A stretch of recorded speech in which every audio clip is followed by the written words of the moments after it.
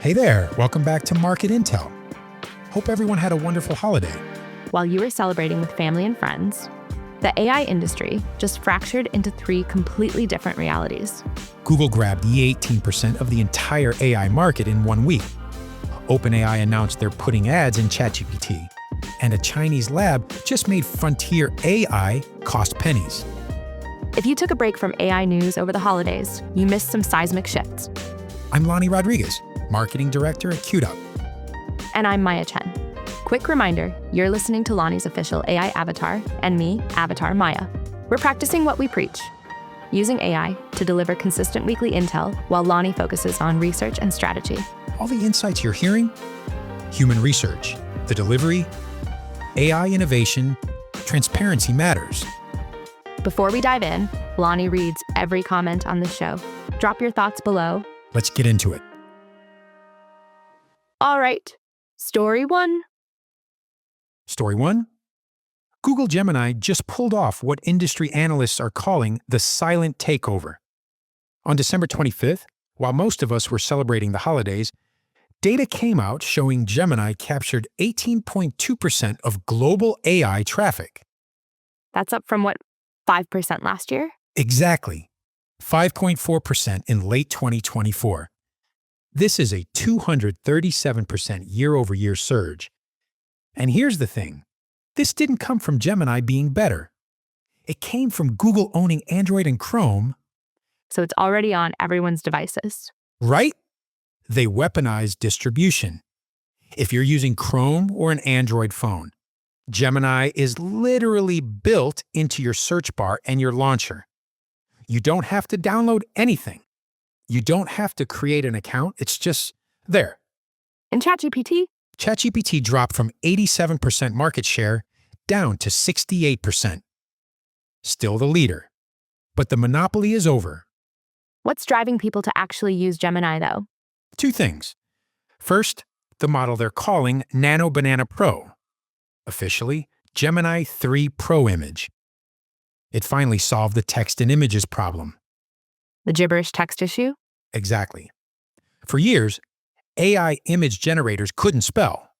You'd ask for a 50% off sale sign and get random letters. Nano Banana renders legible, coherent text inside images. That's huge for SMB marketers creating social graphics. So instead of generating in Midjourney and adding text in Canva, You just do it all in one Gemini prompt. Workflow consolidation. That's what's driving adoption. what about the Google search update everyone was panicking about? The December core update? Devastating for traditional SEO. Publishers reported 70 to 85% traffic drops. Google's AI overviews now dominate search results, which means those old 10 blue links are buried. So organic traffic is just gone? For SEO-dependent sites, largely yes. The new game is GEO, Generative Engine Optimization. You're not optimizing for keywords anymore. You're optimizing to be cited by the AI. How do you even do that? 2 critical moves. First, entity authority. Make sure your business details, name, address, phone, services, are consistent across high-authority databases. Think Crunchbase, Yelp, LinkedIn, industry directories. Those are Gemini's trusted sources. Because that's what it was trained on. Correct? Second, structured data.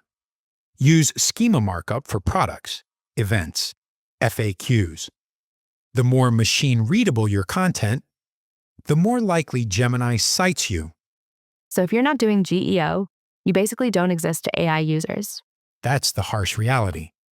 The old funnel, search, click, landing page, is broken. The new funnel is question, answer. If your brand isn't the answer, you're invisible. Bottom line, Google won this round through distribution, not innovation. For SMBs, the strategy shift is immediate. Audit your entity presence. Fix inconsistencies. Get structured data on your site.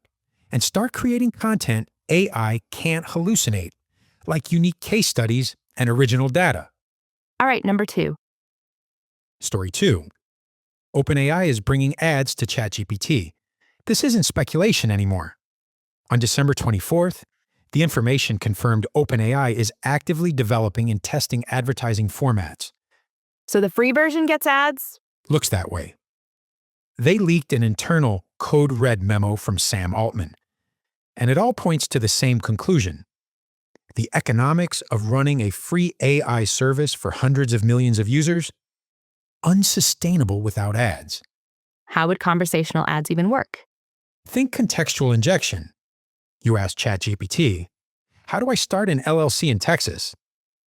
It gives you step-by-step advice, but when it gets to registered agent, it recommends a specific paid service. So it's not a banner ad on the side, it's woven into the answer. Exactly. They're also testing sidebar suggestions, basically a dynamic shopping graph that updates based on your conversation. And there might be follow-up prompts, like you plan a trip and a button appears. Book this with Expedia. But doesn't that break trust? If I can't tell what's organic and what's paid? That's the trust paradox. Pre-ads, you trusted ChatGPT as neutral. Post-ads, every recommendation becomes suspect. For SMBs, this is a double-edged sword. How so? If you're willing to pay, you now have a channel to reach people at the exact moment they're solving a problem. That's higher intent than even Google search. But if you're trying to get organic mentions, the value degrades because users start tuning out recommendations. What about the creative side? There was news about Adobe and Runway, right? Yes, Adobe partnered with Runway to integrate Gen 4.5 video directly into Creative Cloud. This is massive for SMB content creators. Because it's all in one place now? Right. Before, you generate video in Runway, export it, import to Premiere, edit. Now you generate B-roll directly inside your editing timeline. Plus, Adobe's Firefly promise, copyright indemnification, extends to Runway content. So there's legal cover. Why does that matter? Because most SMBs are terrified of accidentally using AI-generated content that infringes copyright. Adobe provides a safe harbor. You won't get sued. So the barrier to creating video just collapsed. Exactly. SMBs should stop thinking one hero video per quarter and start thinking daily video content. The cost and complexity are gone. Bottom line? OpenAI is transitioning from neutral utility to paid media platform. Prepare for ChatGPT ads. Budget for them if your customers use ChatGPT for research. And on the creative side, video production costs are plummeting. Use that to your advantage. But make sure you're using commercially safe tools like Adobe with Runway. Last one? Story 3. DeepSeek v3.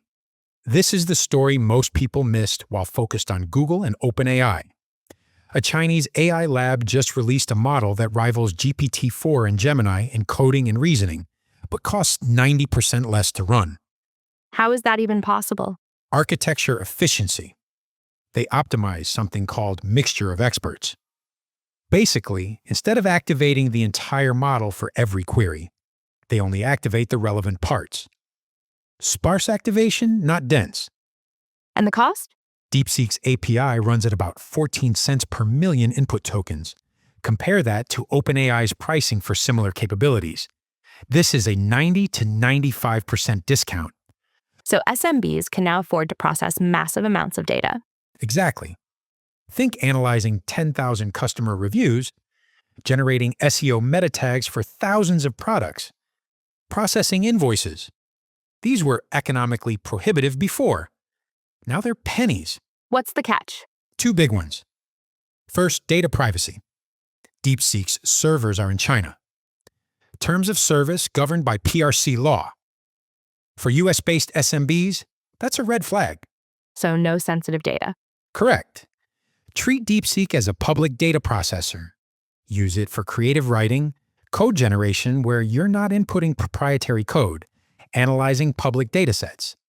Never use it for PII, HIPAA data or trade secrets.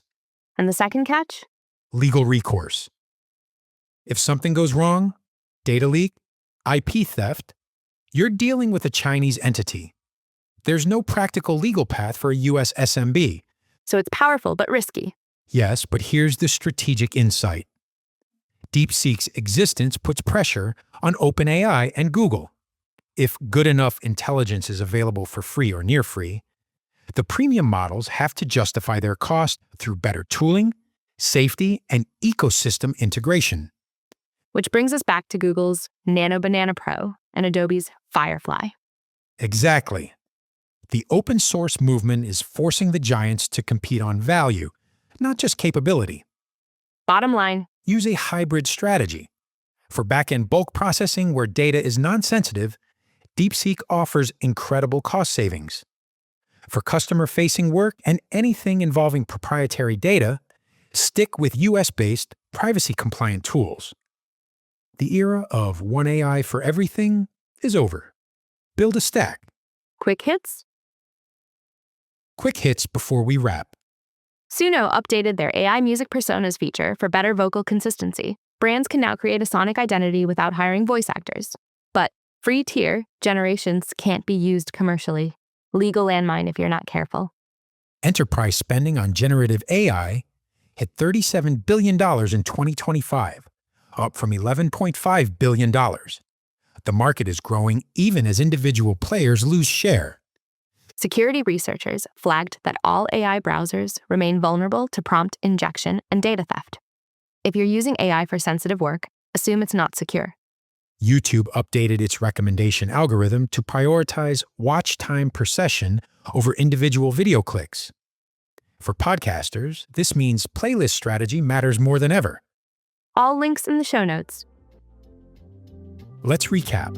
Google Gemini grabbed 18% of the AI market through distribution dominance, not innovation. Nano Banana solved text and images, and the December core update killed traditional SEO. The new game is GEO, optimized to be cited by AI. OpenAI is putting ads in ChatGPT. The trust paradox is real, but it opens a high-intent ad channel for SMBs willing to pay. Adobe integrated Runway, making professional video creation accessible to everyone. DeepSeek Phi-3 proved frontier AI doesn't have to cost a fortune. It's a back-end automation tool for non-sensitive data. But privacy risks mean you need a hybrid stack. What's the big picture? The experimental era is over. We've moved from will AI work to how do we operationalize it? The businesses that survive 2026 are the ones building hybrid workflows, using the right tool for the right job, and staying legally compliant. Next week, we're tracking OpenAI's rumored GPT-5 announcement and what it means for the subscription wars. Plus, new video generation models from Luma and Pika dropping in early January. If this kind of curated intelligence helps you stay ahead, subscribe to Market Intel. New episode every Wednesday at 9 a.m. Central. This is Market Intel. Stay informed, not overwhelmed.